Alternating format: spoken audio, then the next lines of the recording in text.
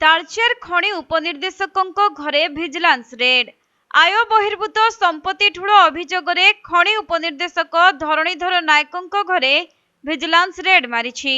तेबे तालचेर रे थिबा तांको बासभवन, तेलकोई थाना छामुंडा गाँव रे थिबा पैतृक घर, भुवनेश्वर घर एवं सिंकुलबाहाल रे थिबा मार्केट कॉम्प्लेक्स समेत केन्दुझर रे थिबा ससुर घरे एककालीन 5टी ठिकाना रे रेड मारिछि भिजिलांस टीम।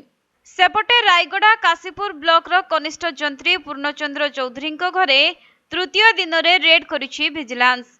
एबे सुद्धा तांकोठारु 70 लाख टंकार संपत्ति ठाब होई सारिलानी।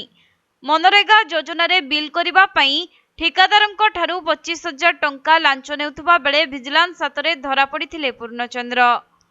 अन्यपटे धरणीधर बाली माफिया एवं पथर माफियांकु अनुकंपा देखाई सेमानंको निकटरू मोटा अंकर टंका नेउथुबा तांको नारे अभियोग होइथिला।